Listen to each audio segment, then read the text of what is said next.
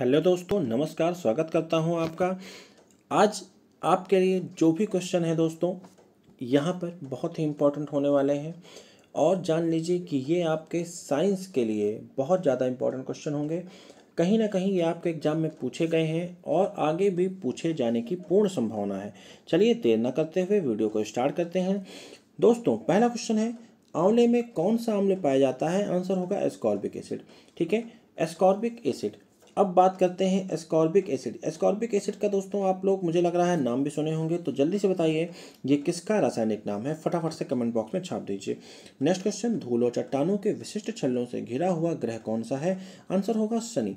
ठीक है, धूल और चट्टानों के विशिष्ट छल्लों से घिरा हुआ ग्रह कौन सा है? शनि। ठीक है ना। नेक्स्ट क्वेश्चन, लोहे में जंग लगने की प्रक्रिया तेज होती है, कहाँ पर तेज होगी? तो आंसर होगा तटीय क्षेत्रों में। ठीक है ना। सीधे सीधे आपसे क्वेश्चन पूछ सकता है कि लोहे में जंग किस स्थान पर तेजी से बढ़ेगा, तो आप बताएंगे तटीय क्षेत्रों में। ठीक है। पानी को विसंक्रमित मतलब कि संक्रमण मुक्त करने से या संक्रमण होने से रोकने में किसका इस्तेमाल किया जाता है? तो आंसर होगा क्लोरीन का। किसका? क्लोरीन का, Cl। ठीक है ना। फटाफट से बताइए क्लोरीन का एटॉमिक नंबर और एटॉमिक वेट और न्यूट्रॉनों की संख्या फटाफट से कमेंट बॉक्स में बताइए। समुद्री हवा किसका परिणाम है? संवहन का। दोस्तों, किसका परिणाम है? संवहन का। समुद्री हवा संवहन का परिणाम है। ओके। श्वेत प्रकाश में प्रकाश के कितने रंग उपस्थित होते हैं? आप सभी को पता है कि 7 रंग उपस्थित होते हैं। उन 7 रंगों के नाम क्रमशः बता दीजिए। तो VIBGYOR। आप सभी लोग जानते हैं कि violet, indigo, blue, green, yellow, orange और रेड। ओके। नेक्स्ट क्वेश्चन देखते हैं। मानसून पवन तब चलती है जब क्या होता है? तो आप कहेंगे गर्मी में पवन महासागर से भूमि की ओर चलती है। गर्मी में पवन महासागर से भूमि की ओर चलती है। छाया बनने का क्या कारण है? प्रकाश सीधी रेखा में यात्रा करता है। क्योंकि प्रकाश सीधी रेखा में यात्रा करता है और ये किस चीज़ की घटना है? तो आप बताएंगे विवर्तन की घटना है। किस चीज़ की घटना है दोस्तों? तो आपका आंसर होगा विवर्तन की घटना है। ठीक है। नेक्स्ट क्वेश्चन देखिए, वह सूक्ष्म जीव जो परपोषित जीव के शरीर के अंदर प्रजनन करता है क्या कहलाता है? आंसर होगा दोस्तों वायरस। वह सूक्ष्म जीव जो परपोषित जीव के शरीर के अंदर प्रजनन करते हैं, तो आंसर होगा वायरस। ठीक है ना। जंग किसका ऑक्साइड है? लोहे का। जंग ऑक्साइड किसका है? लोहे का। ठीक है। देखिए दोस्तों, ये आप निश्चित रूप से ना बता पाते, मैं पक्का कह सकता हूँ कि MCB सबके घर में है, लेकिन इसका फुल फॉर्म किसी को नहीं पता है। ठीक, तो miniature circuit breaker. Miniature circuit breaker MCB का पूरा नाम होता है। ह्यूमस क्या दर्शाता है? ह्यूमस क्या दर्शाता है? तो आंसर होगा ऊपरी मृदा में गहरे रंग का जैव पदार्थ। ठीक है दोस्तों, ह्यूमस होता क्या है? तो आप कहिए जो मृदा का जो ऊपरी भाग होता है वहां पर गहरे रंग का एक जैविक पदार्थ होता है जिसे हम ह्यूमस कहते हैं। नेक्स्ट क्वेश्चन की ओर बढ़ते हैं। जब वर्षा जल का इस्तेमाल भूजल के पुनर्भरण के लिए किया जाता है तो इसे क्या कहते हैं? फटाफट से आंसर दीजिए। तो आंसर होगा जल संचयन, water harvesting. What is the meaning of water harvesting? तो आपका आंसर होगा कि जब वर्षा जल का इस्तेमाल भूजल के पुनर्भरण के लिए करते हैं तो इसे हम जल संचयन कहते हैं। नेक्स्ट क्वेश्चन की ओर बढ़ते हैं। माचिस की तीली को गिलास पाउडर और बहुत थोड़ी मात्रा में लाल फास्फोरस, ठीक है, लगी माचिस की डिब्बी पर अगर हम रगड़ें तो इस दौरान जो पहले अभिक्रिया होगी क्या होगी? तो आपका आंसर होगा लाल फास्फोरस सफ़ेद फास्फोरस में परिवर्तित हो जाएगा। ये आपको ध्यान देना है कि लाल फास्फोरस सफ़ेद फास्फोरस में परिवर्तित हो जाएगा। इस क्वेश्चन को बहुत ही स्टार बना के आप नोट कर लीजिएगा। जमीन पर लुढ़कती गेंद धीमी हो जाती है और अंत में रुक जाती है, क्यों? क्योंकि जमीन और गेंद के बीच घर्षण होता है। क्योंकि जमीन और गेंद के बीच घर्षण होता है, आप सभी लोगों को पता है, कोई दिक्कत नहीं होनी चाहिए। पृथ्वी का घूर्णन अक्ष इसकी कक्षा के तल पर लंबवत नहीं है, यह झुका है। जिसके लिए जिम्मेदार है? यह किसके लिए जिम्मेदार है? तो दोस्तों, पृथ्वी पर मौसम संबंधी जितनी भी घटनाएं होती हैं उन सभी के लिए जिम्मेदार है। और कितने अंश पे झुका है? तो 23.5 डिग्री। ठीक है। चलिए बढ़ते हैं अगले क्वेश्चन की तरफ। आवर्धक lens, what is the meaning of आवर्धक लेंस? तो आवर्धक लेंस क्या होता है बताइए। मैग्नीफाइंग लेंस कहते हैं, मतलब जो प्रकाश को फैला दे, प्रकाश को फैला दे। कौन सा लेंस होगा? अवतल लेंस होगा। ओके। कौन सा जीव अपनी त्वचा से श्वसन करता है? केचुए। केचुए की त्वचा पे छोटे छोटे पाए जाते हैं क्यूटिकल। क्या पाए जाते हैं? क्यूटिकल पाए जाते हैं। और केचुआ अपने त्वचा से श्वसन करता है। जंग लगना एक रासायनिक परिवर्तन है, आप सभी लोग जानते हैं कि जंग लगना एक रासायनिक परिवर्तन है, कोई दिक्कत नहीं है। अब आप मुझे बताइए वह कौन सी धातु है जो अपनी ही जंग से सुरक्षित रहती है? फटाफट से इसका आंसर कमेंट बॉक्स में छाप दीजिएगा। सही है। नेक्स्ट क्वेश्चन देखिए। क्वेश्चन है एक सतह पर चलती हुई गेंद किसका उदाहरण है? तो आंसर होगा बेलनाकार घर्षण का। ठीक है। नेक्स्ट देखते हैं। नेत्र दोष से पीड़ित व्यक्ति आसपास की वस्तुओं को नहीं देख पाता लेकिन बहुत दूर की वस्तुओं को देख सकता है। तो कौन सा दोष है? तो आप कहेंगे दूरदृष्टि दोष। कौन सा दृष्टि दोष है दोस्तों? ये दूरदृष्टि दोष। बिजली के तारों और डोरियों को ढकने के लिए प्लास्टिक कवर का इस्तेमाल किया जाता है क्योंकि प्लास्टिक बिजली का कुचालक होती है। बिजली के तारों को और डोरियों को ढकने के लिए प्लास्टिक कवर का इस्तेमाल किया जाता है। क्यों? क्योंकि प्लास्टिक जो है विद्युत का कुचालक होती है। फटाफट से बताइए कि एकमात्र ऐसी धातु जो विद्युत का सुचालक है, जो विद्युत का सुचालक है, बताइए फटाफट से। Next question. वह प्लास्टिक जिनका कोई रंग नहीं होता है और भोजन संग्रह करने में प्रयोग की जाती है, ल्यूकोप्लास्ट। क्या कहते हैं उसे? ल्यूकोप्लास्ट। ठीक है ना। कोई रंग नहीं होता है, भोजन संग्रह करने में प्रयोग करते हैं। कौन सी प्लास्टिक का? ल्यूकोप्लास्टिक का। ठीक। प्रकाश संश्लेषण की क्रिया के दौरान सौर ऊर्जा रासायनिक ऊर्जा में परिवर्तित होती है, ये तो आप जानते भी हैं। नेक्स्ट क्वेश्चन देखिए। 98.3 MHz ये क्या दर्शाता है? Million hurt. MH का मतलब हो जाता है आपका, मतलब M का मतलब मिलियन हो जाता है और HZ का मतलब हो जाता है हर्ट्ज। ठीक है। नेक्स्ट देखेंगे। वृद्धिकर हार्मोन्स इसमें उत्पादित होता है, जल्दी बताइए दोस्तों। पीयूष ग्रंथि से। आप सभी लोग जानते हैं ग्रोथ हार्मोन, सोमैटोट्रोपिक हार्मोन। ठीक। ये दोनों ही हार्मोन आपके पीयूष ग्रंथि से स्रावित होते हैं। नेक्स्ट। शुक्र ग्रह का वातावरण बहुत मोटा होता है, ऐसा इसलिए क्योंकि वहाँ 97% कार्बन डाइऑक्साइड समाहित होती है। कार्बन डाइऑक्साइड की मात्रा 97% होती है। कहाँ पर? शुक्र ग्रह पर। ठीक है। नमक के घोल में सकारात्मक आवेशित कणों को क्या कहते हैं आप? धन आयन कहते हैं दोस्तों। क्या कहते हैं दोस्तों? धन आयन। Na पॉजिटिव चार्ज होता है। सही है ना। एक प्राकृतिक परिघटना जिसमें आसमान से एक गहरा कीपदार बादल जमीन पर पहुंच जाता है क्या कहलाता है? बवंडर। क्या कहते हैं उसे? देखिए कीपदार बादल माने कि इस तरह से राउंड लेता हुआ इस तरह से, तो आप उसको क्या कहते हैं? बवंडर कहते हैं। ठीक है ना। टॉर्नेडो कहते हैं। ओके। नेक्स्ट। जब एक पदार्थ गर्म हो जाता है तो क्या होगा बताइए? इसके कणों की जो गतिज ऊर्जा है वो बढ़ जाएगी। ठीक है ना। जैसे जैसे कोई भी वस्तु, कोई पदार्थ गर्म होता जाएगा उसके जो अंदर कणों की जो गतिज ऊर्जा है वो बढ़ती चली जाएगी। ठीक है ना। थर्मामीटर में पारे का प्रयोग बताएंगे दोस्तों। क्यों होता है? क्योंकि यह ऊष्मा का सुचालक है। क्योंकि यह ऊष्मा का सुचालक है। सीएनजी गैस का मुख्य घटक मीथेन। एक विद्युत सेल में कितने टर्मिनल होते हैं? 2। सिंचाई का सबसे कारगर तरीका ड्रिप सिंचाई। ठीक है ना। बात समझे आप?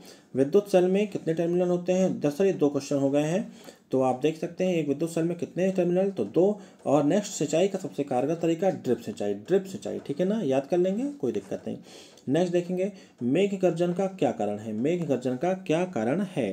तो आंसर होगा विपरीत आवेश के बादलों के मिलने के कारण वातावरण में आघात तरंगों का बनना। ठीक। Next question. तरल दबाव को मापने के लिए प्रयोग किए जाने वाला उपकरण कौन सा है? तो आंसर होगा मैनोमीटर। डेंगू वायरस का वाहक है मादा एडिज मच्छर। मादा एडिज मच्छर।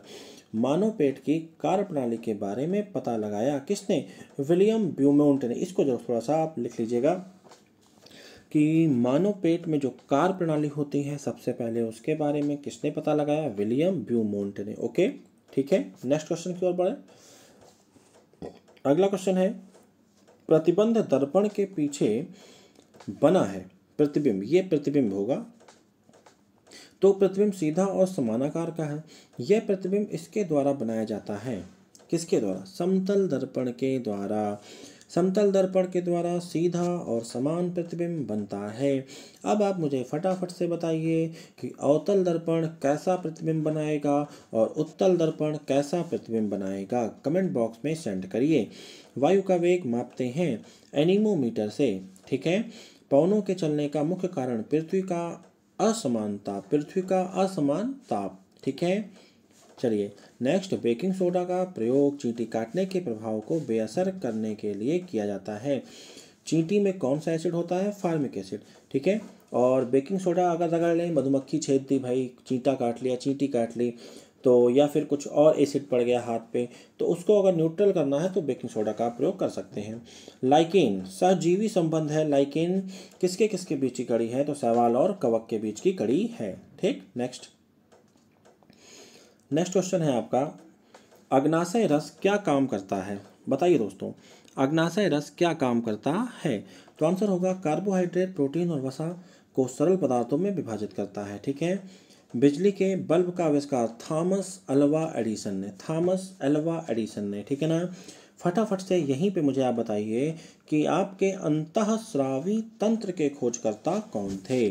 चलिए अगला क्वेश्चन, गोलीय दर्पण क्या है? अवतल और उत्तल दर्पण, ठीक है। रक्त में उपस्थित कौन सी कोशिका रोगाणुओं से लड़ती है? सफेद रक्त कोशिका, आप जानते हैं। पित्तरस जो मानव शरीर में वसा के पाचन में एक महत्वपूर्ण भूमिका निभाता है, किसके द्वारा निर्मित होता है? आंसर होगा यकृत के द्वारा। किसके द्वारा? यकृत के द्वारा। नेक्स्ट क्वेश्चन, हृदय गति को मापने के लिए डॉक्टर द्वारा इस यंत्र का प्रयोग किया था। किस यंत्र का प्रयोग करते हैं? तो स्टेथोस्कोप का, ठीक है ना। चलिए बढ़ते हैं फटाफट से अगले क्वेश्चन की तरफ। और आपका आज का अंतिम क्वेश्चन है, कौन सा लेंस उस पर पड़ रही प्रकाश को अभिसारित कर देता है? अभिसारित माने केंद्रित कर देता है, तो उत्तल लेंस, ठीक है दोस्तों। चलिए देर न करते हुए शुरू करते हैं दोस्तों। और आपको मैं बता दूं कि राजा राम मोहन राय के तुरंत बाद ब्रह्म समाज के प्रमुख कौन था? तो आंसर होगा Debendranath Tagore. Most important question है, राजा राम मोहन राय के तुरंत बाद ब्रह्म समाज का प्रमुख कौन बना था? तो आंसर क्या होगा? देवेंद्रनाथ टैगोर। नेक्स्ट क्वेश्चन, जलाशय में डूबा हुआ सिक्का ऊपर से देखने पर किस कारण से उठा हुआ प्रतीत होता है? आंसर होगा अपवर्तन के कारण। नेक्स्ट क्वेश्चन, सागर जल के विलवण के प्रमुख विधि कौन सी है? आंसर होगा प्रतिवर्तित परासरण। इस क्वेश्चन को थोड़ा सा आप याद कर लीजिएगा कि सागर जल का जो विलवणन होता है उसकी प्रमुख विधि कौन सी है? आंसर होगा प्रतिवर्तित परासरण, ठीक है। नेक्स्ट क्वेश्चन, हीमोग्लोबिन और क्लोरोफिल में कौन सी धातु होती है? तो आप सभी को पता है दोस्तों, हीमोग्लोबिन में फेरस मेटल यानी कि लौह धातु होती है और क्लोरोफिल में मैग्नीशियम धातु होती है, सही है। इसी फेरस के कारण आरबीसी का रंग कैसा होता है? तो आप कहेंगे लाल होता है। चलिए बढ़ते हैं अगले क्वेश्चन की तरफ, फटाफट से, देर नहीं करते हैं। चलिए अगला क्वेश्चन दोस्तों हो जाएगा आपका 1856 के विधवा पुनर्विवाह अधिनियम के अधिनियमन के लिए कौन जिम्मेदार था? तो आंसर होगा ईश्वर चंद्र विद्यासागर, ठीक है ना। ये क्वेश्चन देखिए आपको कंफ्यूज करता है। आप लोग कंफ्यूज किस में होते हैं? सती प्रथा में और विधवा पुनर्विवाह।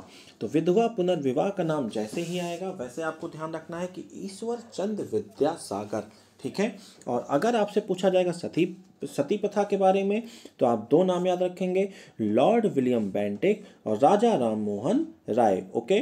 नेक्स्ट क्वेश्चन, कौन सी नदी विंध्य पर्वतमाला और सतपुड़ा पर्वत के बीच बहती है? तो आंसर होगा नर्मदा, ठीक है। विंध्य पर्वतमाला और सतपुड़ा के बीच में बहती है कौन सी नदी? तो आंसर होगा आपका नर्मदा नदी। दोस्तों इस क्वेश्चन को ध्यान रखिएगा, इंपॉर्टेंट क्वेश्चन बनता है। भारत के प्रथम राष्ट्रपति किनकी पद पर ही मृत्यु हो गई थी? तो आंसर होगा डॉक्टर जाकिर हुसैन। आप जानते हैं डॉक्टर जाकिर हुसैन।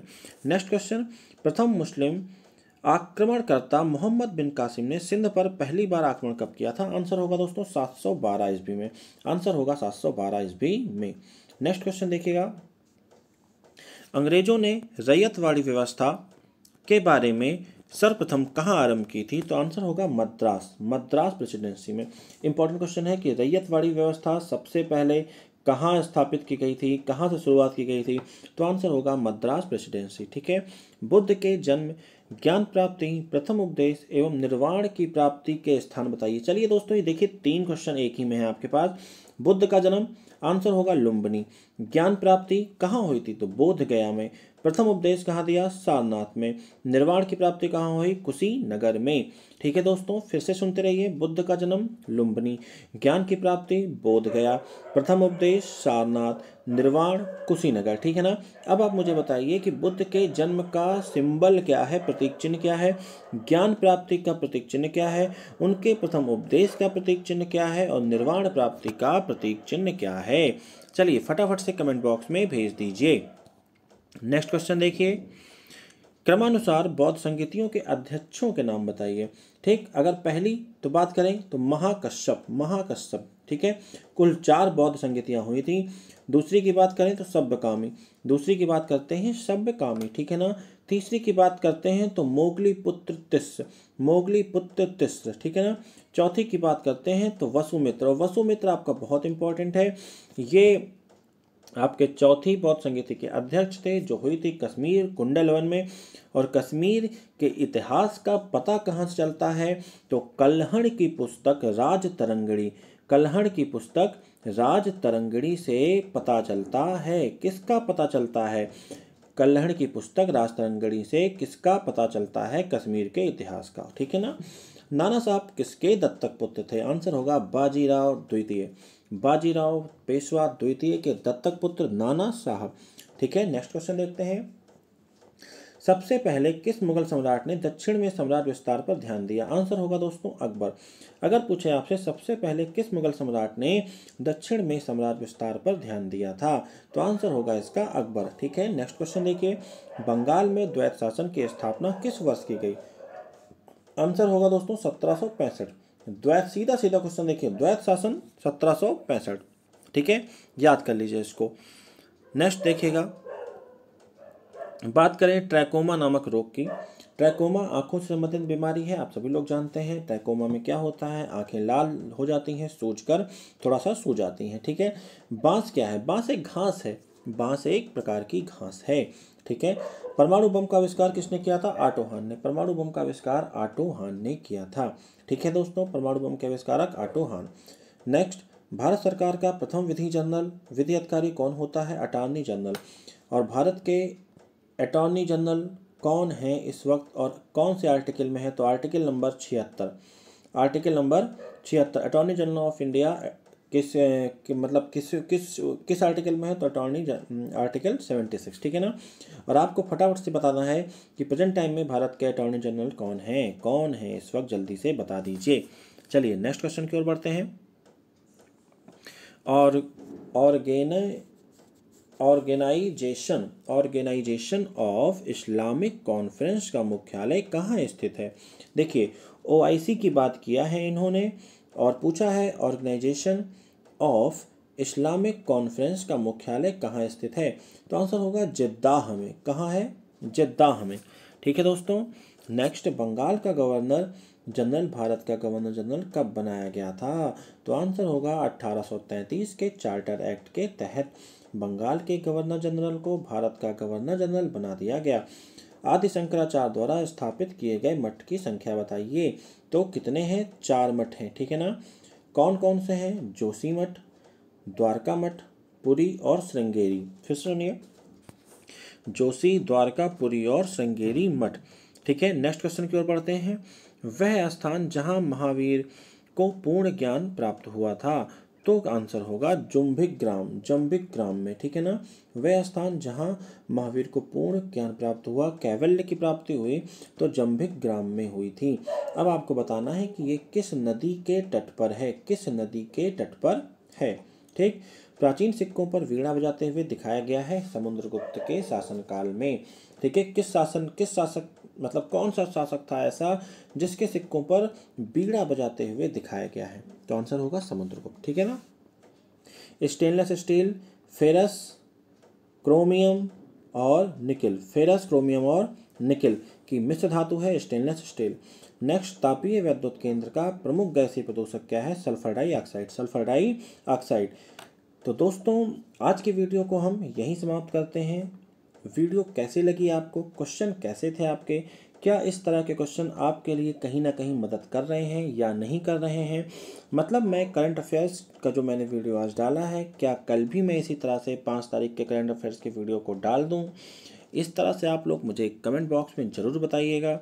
और ये जो स्टैटिक का एक 20 क्वेश्चन का डोज था आपके लिए, इसके बारे में भी ज़रूर बताइएगा कि ये आपको कैसा लगा, या मैं और कुछ कर सकता हूँ आपके लिए, या इतिहास के पोर्शन को या ज्योग्राफी के पोर्शन को या बायोलॉजी केमिस्ट्री फिजिक्स के पोर्शन को अलग अलग करके कुछ आपके लिए अच्छा कर सकूँ। ठीक है, तो ये सब बातें आप मुझे ज़रूर बताइएगा। और अगर वीडियो पसंद आया हो तो वीडियो को लाइक ज़रूर कीजिएगा। चैनल को सब्सक्राइब नहीं किया है तो अब सब्सक्राइब कर लीजिए फटाफट से, क्योंकि अब आपके पास समय बिल्कुल भी नहीं है और मैं आपके लिए कुछ विशेष करना चाह रहा हूँ, कुछ अच्छा करना चाह रहा हूँ। ठीक है दोस्तों, तो आज की वीडियो को यहीं समाप्त करते हैं। जय हिंद, जय भारत।